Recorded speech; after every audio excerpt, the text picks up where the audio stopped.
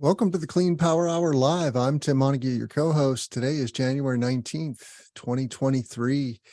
And you can check out all of our content at cleanpowerhour.com. Please give us a rating and review on Apple and Spotify. Subscribe to our channel on YouTube.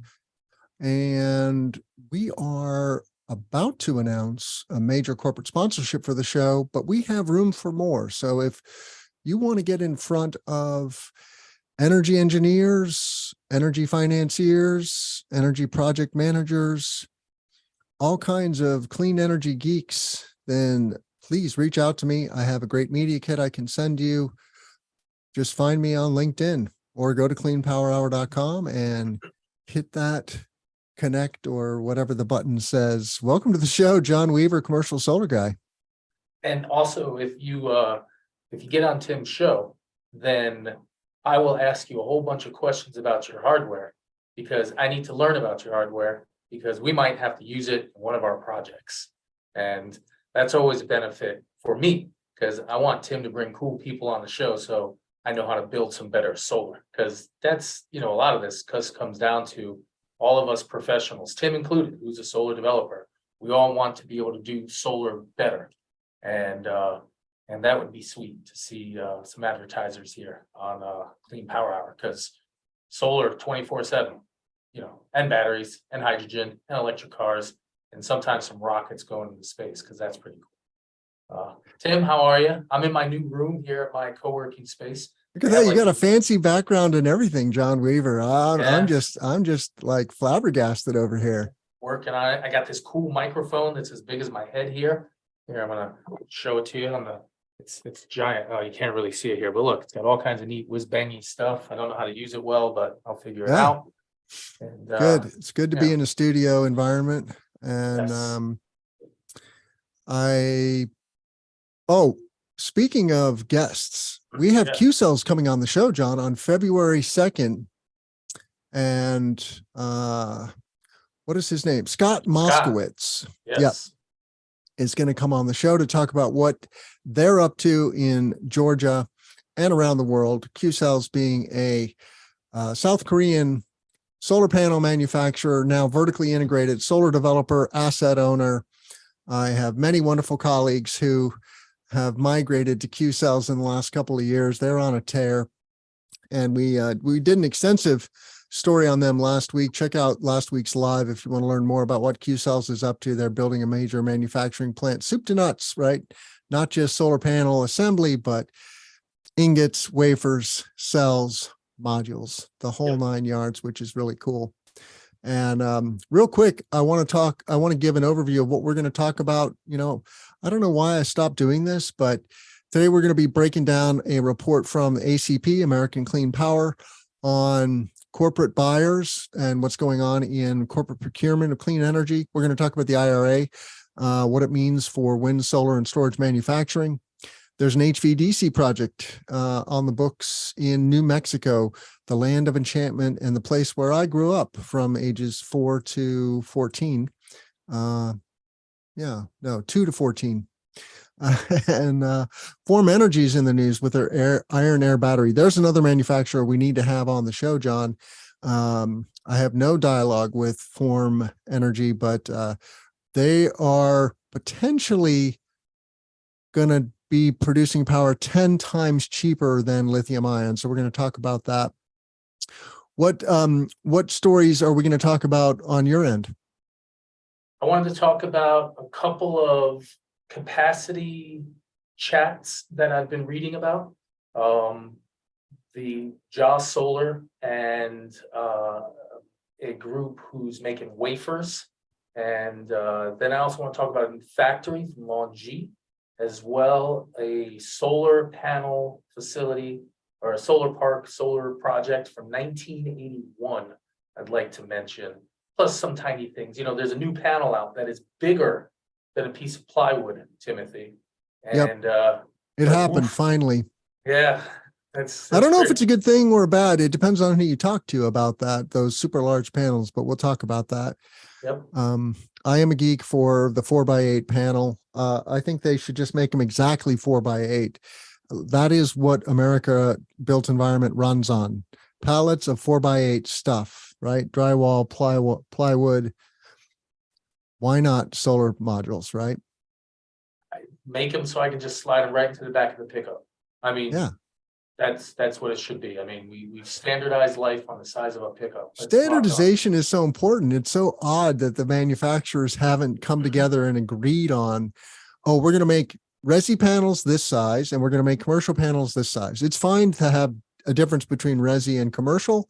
Yep. They're apples and oranges, very different structures.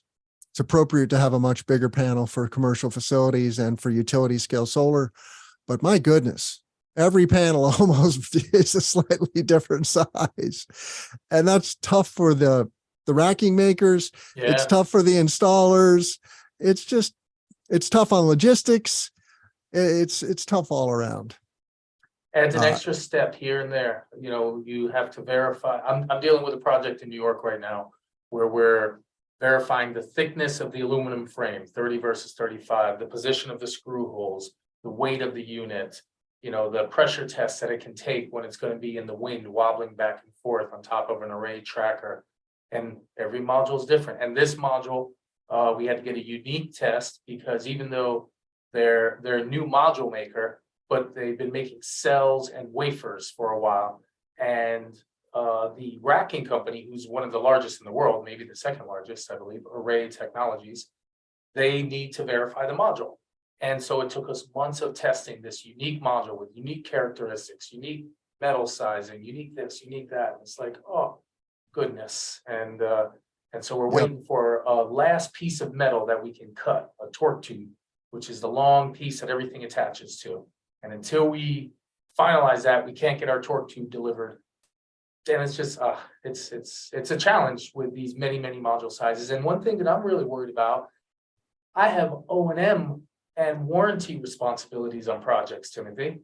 And in 8 years, when I get a hailstorm or like when seagulls drops cohogs on my projects, where am I going to find replacement modules? What on earth is a cohog? Oh, so cohog is it's a snail?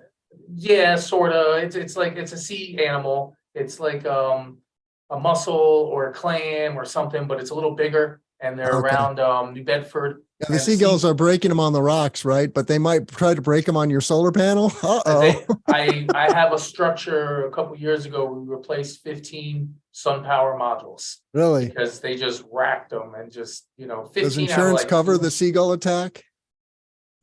I assume so, but is that a God event? Is that something that's beyond standard insurance? I'm not Force certain. majeure, the seagull force Yes. majeure. I don't know, Hey. man. I don't know.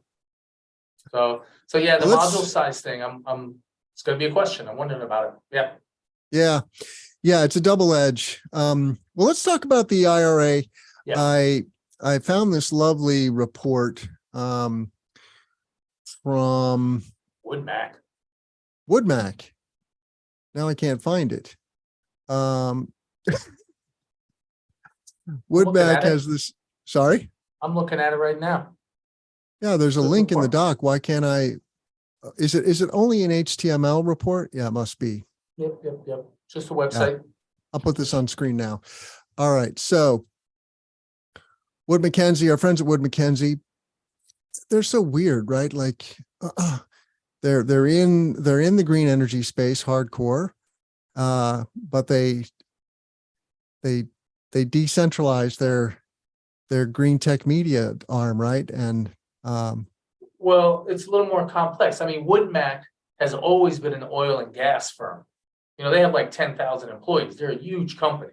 They've been an oil and gas analyst forever. Yeah.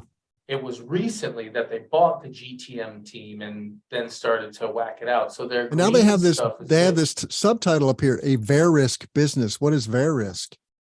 Maybe WoodMac is owned by somebody. We should yeah.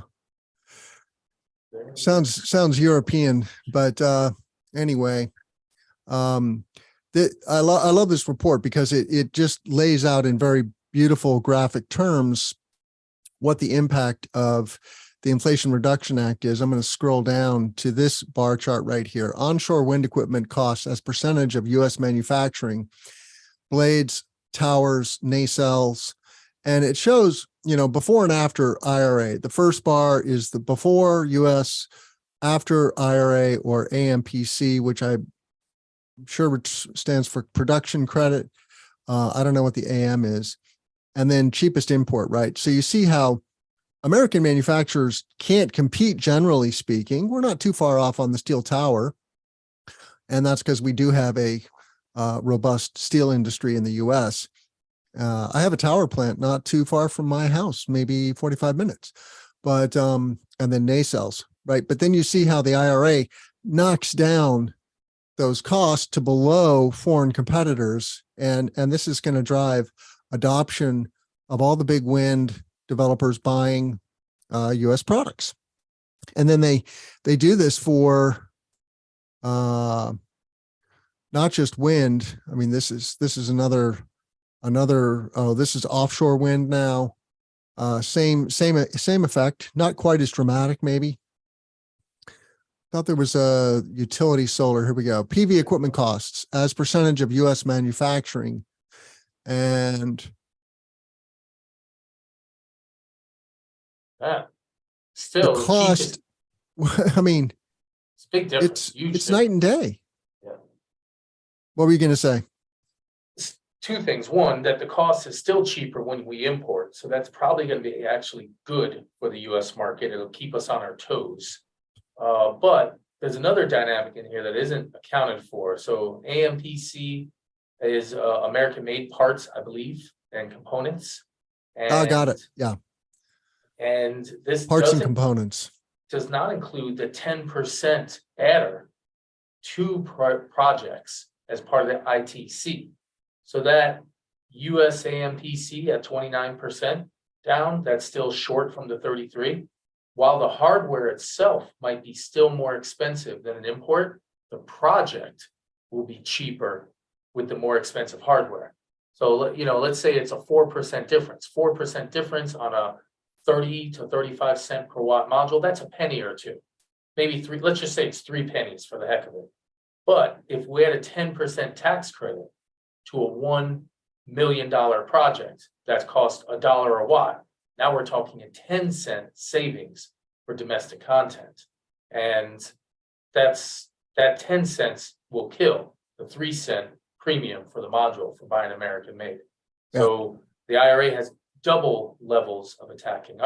We covered a report by, I'll remember their name, one of the big global groups, Credit Suisse. And they suggested that we might see module costs from US manufacturers at well under a dime. And my analysis of that saw that first solar costs, and I know this sounds weird, but the cost of a first solar module effectively, including the tax credit, might be close to zero.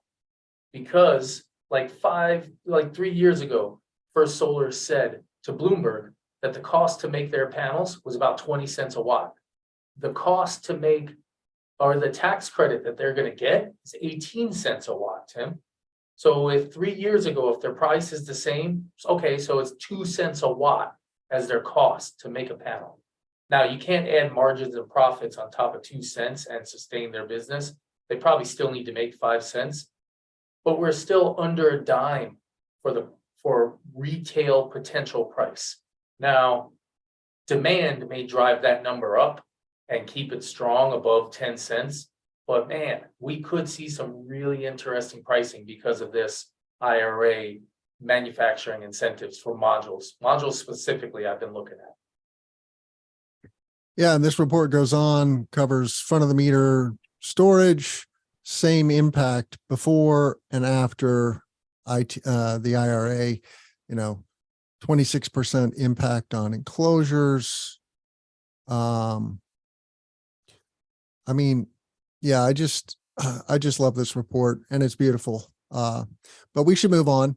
So there's a link in the show notes. You can find our show notes on the YouTube channel or on the audio platform once we upload the live to the audio, which usually happens the next day. So we broadcast every Thursday at noon Eastern. And another report I found was this ACP report. Corporate And solar is booming. Big business is buying solar, man. yeah, the question that I have been trying to figure out, John, is why does C&I solar languish comparatively to residential solar? Resi solar is around 5 gigawatts a year in the United States. Commercial solar is, I think, around 2 or 2.5 gigawatts. What is that? Why is there such a delta in C&I and resi? My opinion as a commercial sales guy and a resi sales guy, we got both businesses within commercial solar guy. When you knock on a house, you're talking to the owner. When you knock on a commercial site, you got a 1 in 10 chance that the owner occupies the building, maybe even a 1 in 20 chance, somewhere between 10 and 20. Our friend Catalyst, James Gershweiler, Yeah, he suggested that 10% right. of commercial structures were owner operated, occupied, and 90% were third-party REITs. Yep. These large third-party REITs, and CSG talks to them occasionally, they want to maximize their revenue. But when they talk about, they want to maximize NOI. That's their key term. You want to up their NOI. And they want to maximize it, but there's a complexity. Who owns the building? Who's paying for the electricity? And those two things are split. And does Amazon want to spend $5 million on rooftop solar when Amazon, and this is a specific case, this is the larger corporate. So this is the difference between corporate solar and commercial solar. Corporate solar people have the resources, have the green team. They literally have a team within their office. Like I follow, her name used to be, I can't remember, but the green top person at Microsoft or Google just left, and they got a new person in, and I follow them because Google's a leader in this, and they have a whole team of Google employees who are all probably geniuses, and that's all they do is optimize their green. So these people go out and buy farms, they buy large scale facilities, and Well, it's large PPAs, right? And that's large PPAs. Yes, sir. Yes. And this report talks about those people. This is a corporate report. So these people are eating at the commercial sales market. And so if we really want to jive what the closure rate is for commercial corporate, we would need to have some sort of equation where we look at their electricity usage and then cross it, because electricity usage can be aligned with building occupancy. It's not perfect, but that 90% that's corporate commercial buildings, and they're buying from REITs, we got to look at that a little differently. So my number one is that when you knock on a commercial building, it's really hard to know who the owner is. And then number two, these people, they don't want to be in the solar business. They want to be in their business. And by putting $1 million to $5 million thing on their roof, you're adding a big complexity. And sometimes 100 G's a year is not a lot of money. In fact, a lot of times you have companies making 10, 20, 30 million out of a structure. Yeah, they want to optimize for that last $100,000, but they got a lot of other things to do, which is run their business. And another sales guy asking for 7 figures, it takes some patience. So that's my opinion. It has to do with this dynamic of owner occupancy. And then when you go big, the guys go really big.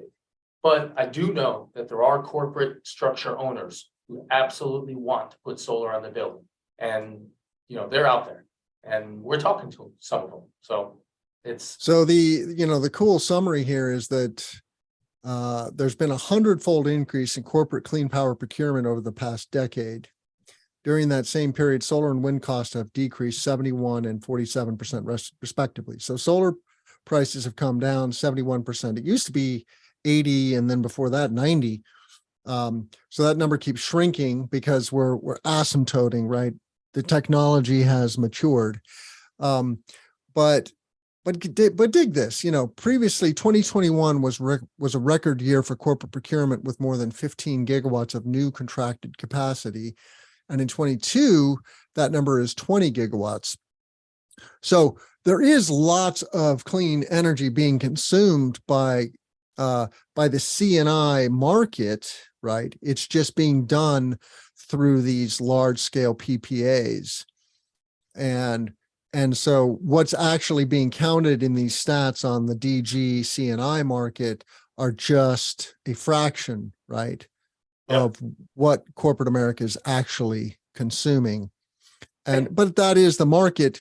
That is the market for you and I as C&I solar developers. We're going after that, the owner occupied facility, and generally more tightly held. It's not that you can't work with a very large multinational with 70 facilities globally. I've driven a few projects like that, and they do happen. The other thing you mentioned, this owner occupied angle. This is very important, right? If you're wanting to get into C&I solar, you have to work on owner occupied facilities, unless you're Catalyst, and they've cracked the nut for working on third party owned. We did an episode with them, but the other thing is the decision makers, right? There's a group of decision makers or layers of groups of decision makers in C&I. And so the decision isn't as cut and dried as it is in residential. And, on that last page, though, that you just showed, and it's sort of showed on this one, but in the top right, it said that corporate C&I customers had contracted 45 gigawatts of solar in the United States. right. We're only at like 130 to 140 gigs, maybe Correct. 140 to 145. So corporate has purchased 1/3 of all solar in the United States. So when Right. we say corporate is only 2.5 gigs a year, no, that's small rooftop distributed C&I. Corporate is 10 times bigger than small C&I. So that's, there's two different parties, corporate and commercial C&I are two different purchasing groups. And this report goes on to show, where these procurements are happening. Texas being the big dog, there's just a lot of large scale solar being built in Texas, solar and wind, of course. And but Illinois is here, 7%. And what is that in the top? Is that Iowa? Looks like Ohio. Yeah, maybe it's Ohio. Yeah, it also says Ohio right there. There you go. There we go. Ohio. Yeah. Yeah. And then it lists out who are the buyers, Amazon being the big dog, Meta, aka Facebook, Google, Microsoft, Verizon, AT&T, McDonald's, Walmart, Shell, Total, General Motors, Target, Apple, QTS. I mean, that's the first brand really that's not a household name, certainly for us energy professionals. QTS Realty Trust. I'm not sure what their line of business is. Ford Motor Company is in the game. That's good to see a car manufacturer. Ball Corporation, that's office products. Green Power EMC, not sure what that is. Nucor Steel, nice. And Digital Realty, don't know what that is. So what's interesting is how many of these corporates purchase their PPAs from Texas, but how many of those PPAs in Texas are actually feeding corporations in Texas? I wonder about that because there are unconnected PPAs. Yeah. Where you are like, okay, like I think Brown University in Rhode Island has bought a PPA from a Texan solar or wind farm. And they're like, yeah, most of these are 100 virtual PPAs. The renewable asset is quite disparate geographically from the facilities. It's both and. Facebook is building a data center in the DeKalb area of Northern Illinois, and they're building a solar farm. It's going to be owned by a third party. The solar farm it's like a 250 megawatt solar farm, and it's going to power the data center. So that's a good example of a, close in proximity PPA still third-party ownership. And then, but a That lot one of I'm these okay are, with. I'm okay with that one. I'm not okay with a city in the Northeast or a university in the Northeast buying it from Texas when the grids aren't even connected. I mean, at least you can argue that you're gonna wheel the electricity from, say, Illinois across PJM and then hop over that little NYISO into any ISO. But from Texas, it's not happening. And so I'm wondering, because eventually there's going to be so much green energy in Texas, there's going to be people saying, well, I want to buy some solar. And then the grid people are going to be like, no, you can't. All of our solar is already sold to people outside of Texas. Oh, well, let's add more. No. The whole grid is offset with solar and wind. We can't add more because it's maxed out. You're already getting your electricity. Oh, but, and there's going to be a dynamic at some point. And I actually covered an article that referenced this. At some point, you won't be able to sell your renewable energy certificates to a third party. And you won't be able to sell your excess KWHs. You're going to need to build some batteries. And, Texas might be one of the first places where we see that argument start to occur because they're going to scale so fast with solar and wind and batteries. And, we're going to be like, hey, I signed a PPA for 20 years. Yeah, but down the street from you is a coal plant. So there's going to be a dance and we're going to get better. And I know that we're at a short term, we're at an early stage, and getting any new capacity on the grid is necessary and powerful. Done, beautiful, accept it and happy with it. But in 20 years, Tim, when we're on this show talking about it, I'm going to get to say, I told you so. So looking forward to that. I'll let you know how it goes. well, I hope we're still here in 20 years. You've got a story in PV Magazine, John. CCA, meaning Community Choice Aggregation, must procure 1,300 gigawatts of supply to meet the last 37 gigawatt hours of demand. Yes. What's the story? This was all over the news yesterday and maybe the day before. I don't know. So Peninsula Clean Energy, they're California CCA. They are aiming to have 100% clean energy by 2025. So right around the corner. What is the CCA for those of our listeners who don't know what community choice aggregation is? I mean, there's various flavors of this around the country, but California has a unique version of this. So pretty much a CCA has a geographical region where they can serve everybody within that region with electricity. And it's approved by the state. And a lot of times you're automatically opted in to being in a CCA. And then the CCA is a business that goes out and buys electricity for you. Now, so it's a group of cities though, right? That come together. Like here, we're talking about an area near San Francisco, right? This is the peninsula south of San Francisco.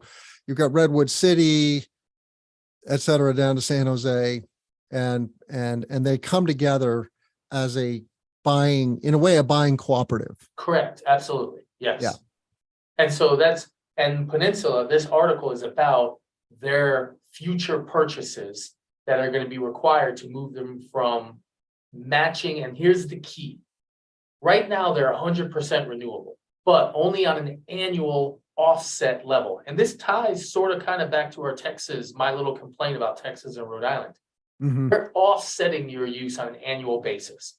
So that's cool. You paid a little more. You gave somebody some funding so they could build a solar power plant. And that allows us to offset the current portfolio, 100% renewable, quote unquote. However, if they actually look at the hourly offset and say, okay, well, we bought this, X number of gigawatt hours. It's like 3,000 gigawatt hours they need per year to serve their 880,000-ish people.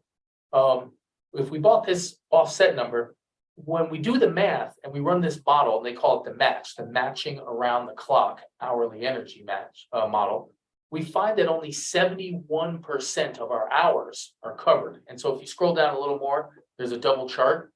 And this chart, so that's it right here. So the top chart is 100% renewable energy, annual.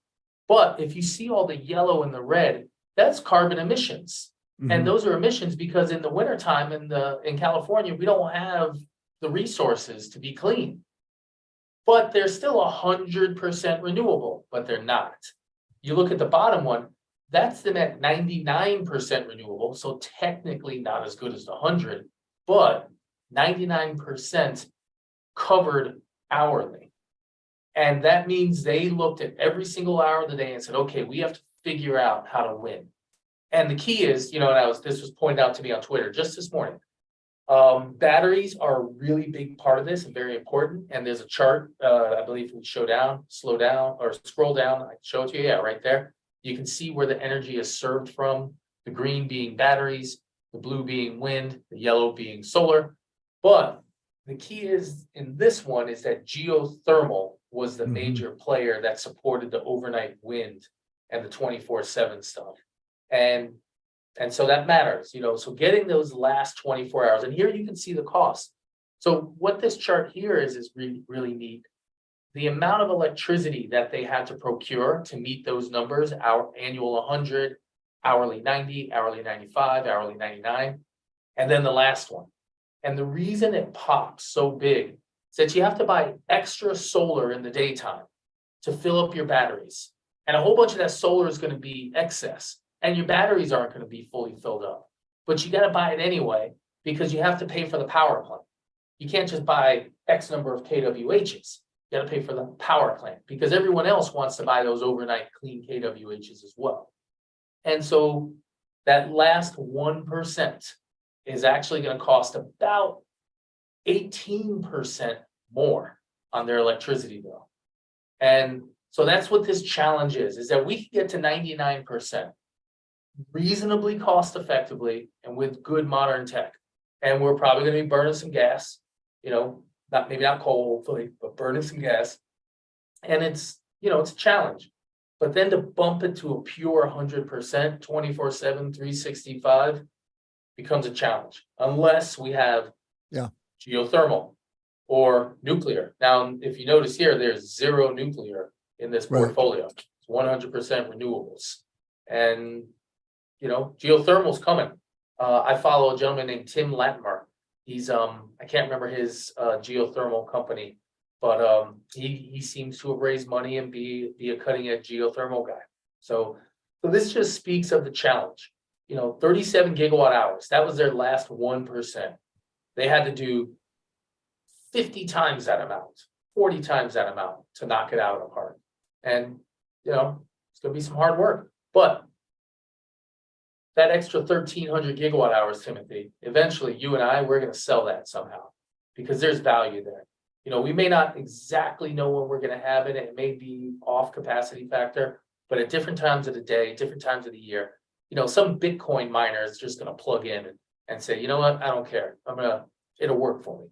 So that eventually that electricity won't be lost. We're just going to have to learn how to deal with it, how to learn how to use it. So this story is newsworthy though, because it's like a real world. This is a real geography, a real population, real numbers, just demonstrating that, hey, look, we could actually do this. This is how we get there. This is the cost involved. And a quick tangent, check out Assad Razzouk's podcast. It's called The Angry Clean Energy Guy. He also has a book out. I haven't seen it yet. But he's a solar developer in Southeast Asia and wonderful podcast. But he points out, I think is in his December, he does a monthly show. He points out that there's 600 plus peer-reviewed scientific articles now validating that we can go 100% wind solar battery storage. We have the technology. We just have to deploy it. And there's just no question in the scientific community. Of course, there's naysayers, mostly fueled by the fossil fuel industry, who want to cast shade on this, right? And fuel the fire, and keep the subsidies flowing, right? There are massive subsidies flowing into the fossil fuel industry still, and our ppms of CO2 keep going up. Even in 2022, right? Our ppms are going up. So we're slowing the rate at which they're growing, okay? But we haven't started to decrease our annual ppms in the atmosphere. So we have our work cut out for us. Let's move on to HVDC, which is one of my all-time favorite technologies, John. It should be, and it should. And why is that? Because solar is cheap in the South and wind is cheap in the Midwest, and we need to move it all over the country because we all love each other. And HVDC moves it around, moves the juice around more efficiently than HVAC. Yes. Which is, I mean, it's the line losses in AC are humongous, right? On the order of 40% of the energy is lost in the form of heat, just heating up the atmosphere. And so anyway, there's a project now being developed in northern New Mexico. It's going to take wind and solar from northeast New Mexico over to the Four Corners area in northwest New Mexico. And they estimate that this is $11 billion of untapped renewable energy investment potential in the state. So it's unlocking a renewable energy market, basically, right? Taking it from where the resource is to where the demand is and the infrastructure. You know, the Four Corners area is feeding, heck, California and Arizona and Colorado and Utah. So cool that, and there's a map showing the project. It's a big U. What is it called? It is called New Mexico North Path. North Path. And this is in PV Magazine, story by Ann Fisher. So thank you, Ann, for bringing this story. HVDC. The other cool thing about HVDC is that it does well underground. You don't have to put the wires above ground. There's something about the physics of AC that doesn't do so well underground. And I don't know what that is, but I had a grid expert on the show who explained this a little bit. But anyway, HVDC is the future, John. As we've talked about, right? All we need is a Dyson sphere of HVDC that just circles the earth, and then we don't have to worry about we don't need storage. We just have the cable is the storage device. Technically, the sun never goes down. Technically, it doesn't. Not for another, 4 billion years? Then it's going to go down permanently. Well, some challenges in 4 billion years. Yes. Yes. I think humanity will be lucky in our modern form if we're around in 1,000 years. That's the filter, right? We're going through the filter now. We're running up against it. Can we avoid shooting ourselves in the foot? Which is why we don't have space aliens flying around us with laser guns, because they never got off of their home planet. Or they're bored. They're just waiting. They're getting ready. Getting ready for the fight. Well, they won't have a fight here. If they can get here, it's game over. Never know. You never know. What do you want to talk about next? Oh, let's talk about that Form Energy battery, and maybe I should try and reach out to them. I mean, this is the facility they're building in West Virginia, right? This is an announcement of it. That's a damn good question. I'm not sure. I'm pretty certain they made a West Virginia announcement for a manufacturing facility, and I the weird thing about Forms batteries is I believe they're either a 1 to 100 hour ratio or a 1 to 50 hour ratio. And I'm interested in the charge rate and what market that is. Because, let's say you have just one 50-hour battery. You need 49 hours to charge it, or you need 60 hours to charge it. And then it's going to run for 50. You need 65 hours, whatever it is, because you have a loss of some degree, maybe just 5% extra. Right. So that means the facility can't run for 50 hours. Now, I'm sure you can parse it up, like say you make a charge in the daytime because there's excess solar. You take the solar, you let it fill up, and then at night, once the solar goes down, bam. Maybe there's another layer, and this is what I'm really interested in. But say you had 10 of these dispersed around a region, and you did your code, you built your algorithm so that this one is running, this one is charging, this one is running, this one is charging, but not every other. It's much more nuanced. where you look at Yeah. the hourly charge and discharge rates of a fleet of units that each have a 1 megawatt output. Mhm. Somewhere within there, I'm wondering if there's an equation for distributed long duration amongst a power grid region. And I'm just very interested in it. I would love to learn the financial modeling, the charge discharge modeling that's being considered for this. So if you get any of that, it'd be really sweet to learn. So this story is in Auto Evolution, came out on January 16th, and I've learned about it because Mark Jacobson at Stanford, who's famous for, promoting this now well-established, fact that we were talking about, that we can totally clean the grid with 100% wind, solar, and batteries. And the cool thing about this, though, is that it's potentially 10 times cheaper than lithium ion. I mean, we're going full guns with stationary storage and electrification of transportation with lithium ion today. I have a show coming up with Freyr, which is a Norwegian lithium ion battery cell maker. They're building a factory in Georgia, just like Q-Cells. And they're targeting the storage and transportation markets in the US. They also have a factory in Norway that'll feed the Northern European market. But if you can get batteries to be 10 times cheaper, that's a game changer, right? And I don't know. This factory is coming online in 2024. It is in West Virginia. You were right about that. Or maybe you said Virginia. West. I said West Virginia because it's in coal country, John. And Joe that's Manchin. Joe Manchin country. That's right. This is Joe Manchin's backyard. Yep. But as you see in the mock-up here, big battery plant. This is a battery farm, yes. And then a solar farm and a wind farm and a substation, and that's the combo, right? But you got to have a lot of storage because it discharges faster than it charges, and so you have to have extra storage, and you have to have extra wind and solar, right? Because those are intermittent. And it's good to have some fossil backup for the grid. I'm not saying we don't want to have fossil backup, but let's have it as a backup, not as the main source.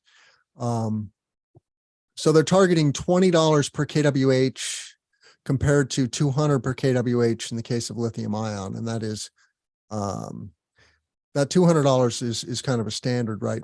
For lithium now. And probably a little cheap. If they're it's probably more like 250.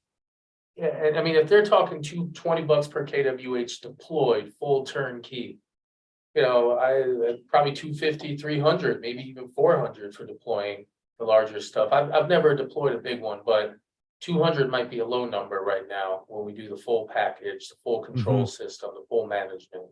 But 10x is a good difference. It's a good number. Yeah. And these batteries are only good for stationary storage, right? This article points that out, that on a energy density from an energy density perspective, they won't make the cut for EVs, and that's fine. Right now EVs are sopping up the vast majority of the battery market. We need other technologies for stationary, and iron is super abundant. It's just not nearly as light as some of the other metals. So I'm curious, how this works, and look forward to bringing Form Energy on the show. If you know someone, in the C-suite at Form, reach out to us and make the connect for us. Anything else you want to say about this? I know Scott Berger, and I don't know. I follow him on Twitter, and he's from Boston, and he's one of their, according to his Twitter profile, he's a senior manager in analytics. So I'm going to see if I can get him a message somewhere. Yeah, it looks like West Virginia is playing ball here. They incentivized this project to the tune of $290 million. It's a 55-acre site, $760 million project, creating 750 jobs when it's fully operational. That's nothing to scoff at. So clean energy jobs in West Virginia. It's a good story. We like long duration storage. might become something really big.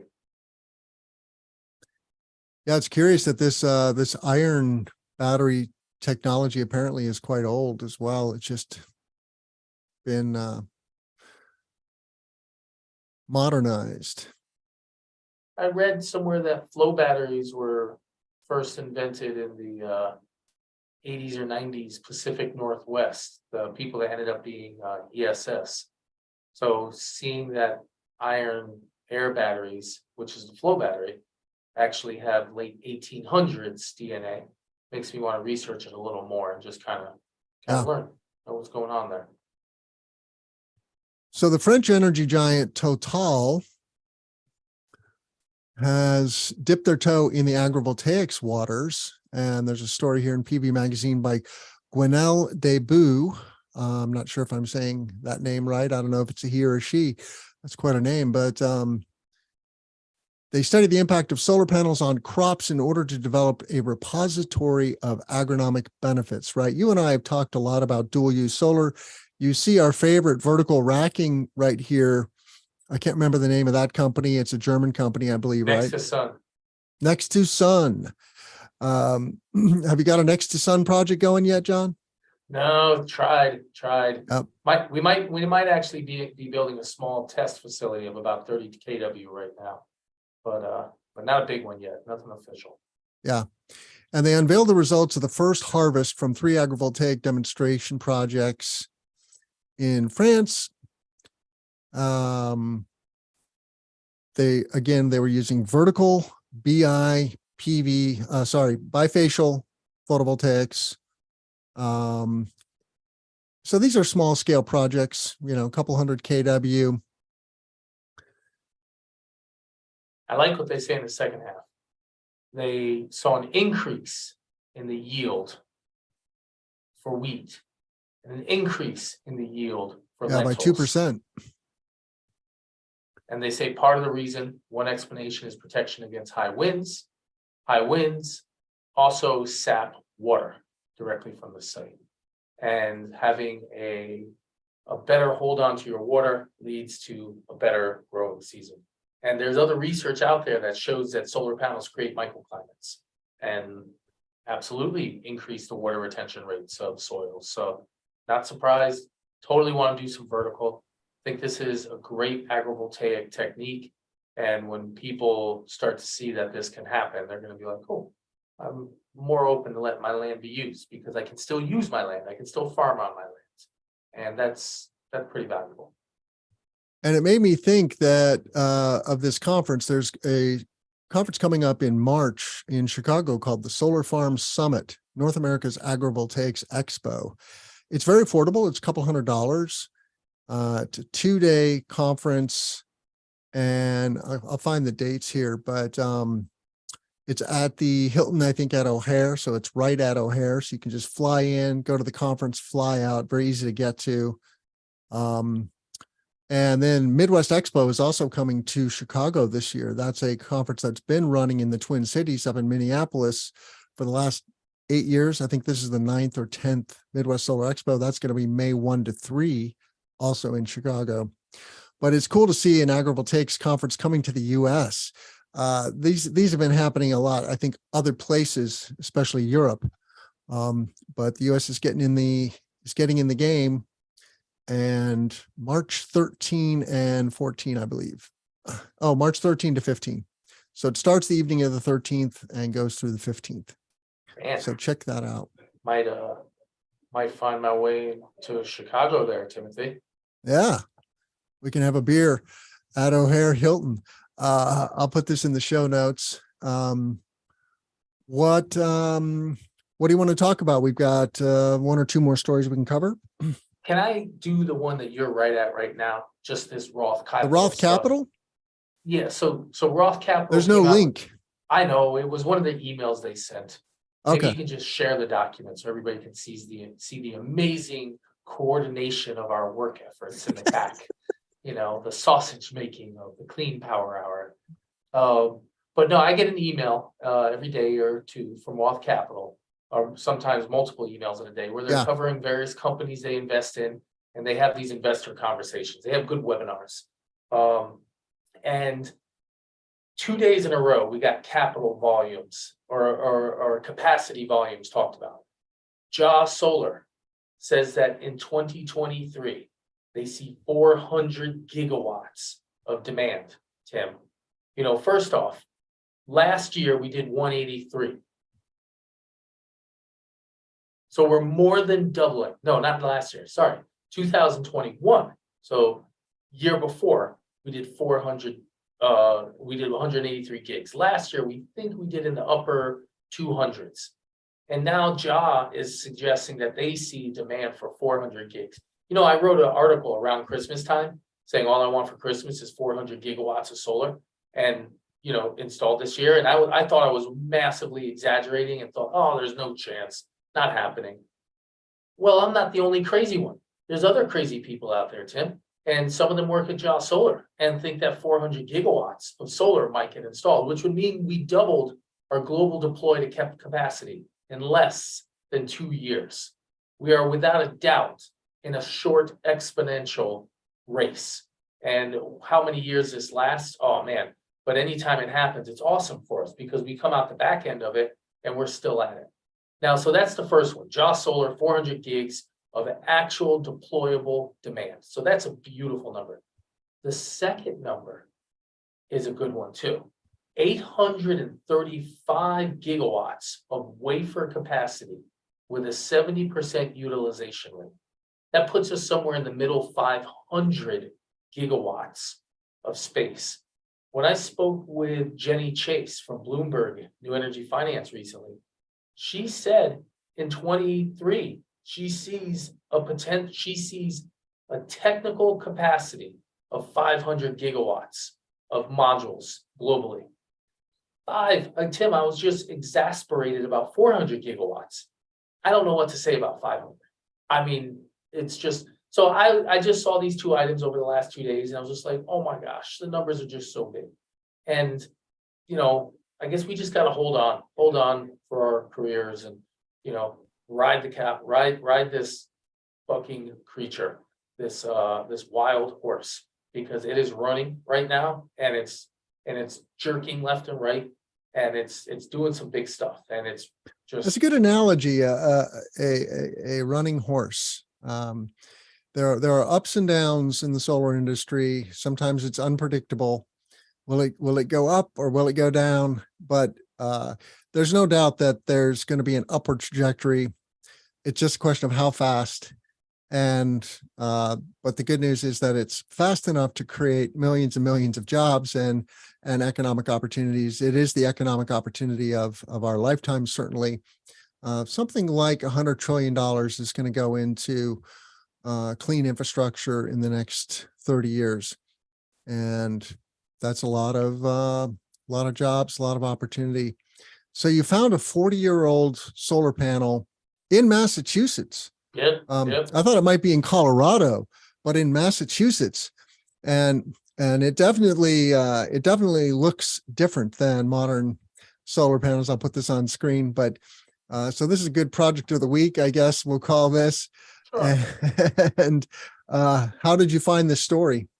Reddit.com. Yeah. So what this is, Beverly High School installed a solar facility back in 1981. I can't remember. I was looking at the stats. There's even some cool videos and stuff where they were talking about it. And first off, look at those cells. Oh my gosh. And look at the interconnection. And it looks like that's a single string of cells in there. So if you look at that, they're all just one line that goes up, down, up, down. Right. And apparently some of these panels are available. So I'm going to be calling this guy. Like he just messaged me on Twitter. He says they have like 3,000 of these units floating around. I'm totally going to go buy like 3 or 4 units to help them raise some money because this is pretty cool. But the plant came down recently because the school turned it into a new solar project, and it's a nice new modern carport now. But the project lasted for 41 years, and when NREL went out in the late 2010s, I believe it was the 2010s, but NREL found that they were above 80% of input. And this might have been one of the oldest solar projects globally connected to the power grid. And it's just like, oof, it's pretty cool. So I don't know. It's neat. I'm really interested. You're poking around my website there, Tim. What are we gonna do here? I am. We're going to wrap up the show, John. And Wonderful. I like it. That's so my website. I always like to take care of my co-host. You know, you are the commercial solar guy. You can find John at commercialsolarguy.com and on Twitter and on some dinosaur apparently also, right? Not dinosaurs, mastodons. That's more of a that's an elephant. It's an ancient A mastodon is not a dinosaur. That's true. Yes. It is a now extinct form of elephant. Yes. Yes. Thank you for the correction. I should know this. I'm a biologist by training, John. Oh, come on. So this is my website. This is our consulting page, services page, which is really, really needs to be upgraded. We're in the process of upgrading our website. I get amazing traffic because I've been around for a while and commercial solar consulting is our keyword. And so we do get great calls, but looks like somebody solarized a storage facility, which I think is lovely. So if you look at this beautiful image on the background here, it's the same shop.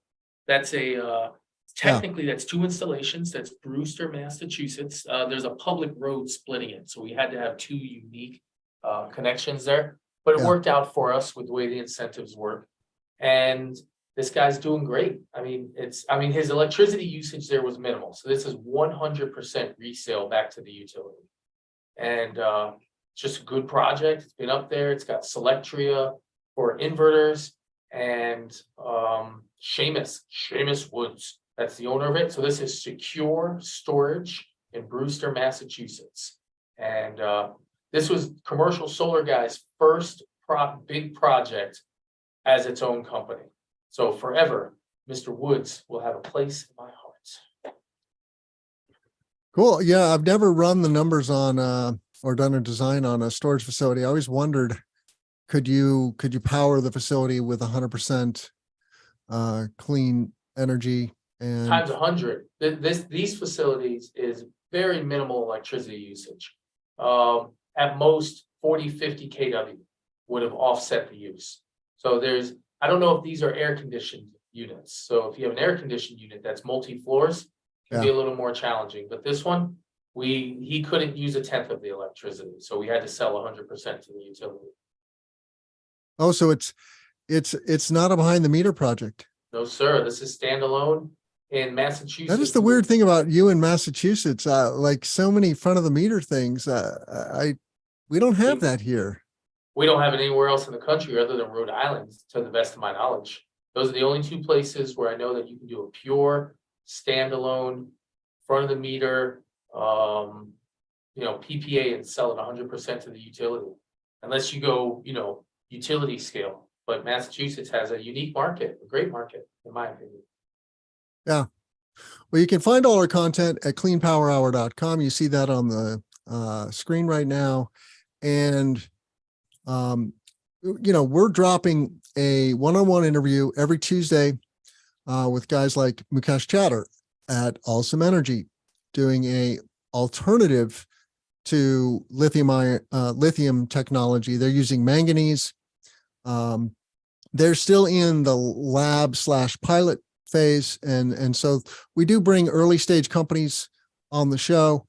We're posting our lives here. Also, Alexis Pascaris of AgriSolar Consulting. This is, I think, my most favorite interview of the last, I would say, 2 years. Just great, young thought leader, carving out a niche in agrisolar and agrivoltaics. She'll be at that conference in Chicago in March. So check out AgriSolar Consulting. And then I've had a slew of alternative storage technologies on the show. Nostromo Energy doing cold batteries, which is they're just augmenting industrial or C&I HVAC systems with cold storage, and then software platforms like James McWalter here at Paces AI. So many cool stories every week, every Tuesday, and then Thursday we do the live, of course. bringing you the latest and greatest in solar, wind, battery storage, and all things clean tech, and occasionally space and robots. And robots that land vertically from space. Space shuttles, Space shuttles. Would you call one of those landing units a robot? I mean, Yeah. It's definitely a robotic device. It's got to think for itself. It does. It really Got to does. stay upright. Yeah, there's no human being going. Got to bring that baby home. Yes. I love Elon for that, right? Making space travel affordable is a very good thing, and the reusability is the key there. Yes. And that anyone is making rockets that are not reusable is just complete folly. It's not gonna pencil. So give it up and go for the reusable. And for creating the electric vehicle market in the US with Tesla. He didn't invent Tesla, okay.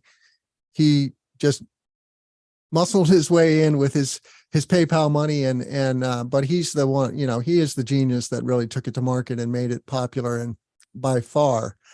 Gosh, so much news about Tesla dropping their prices. We should have talked about that, but maybe next week.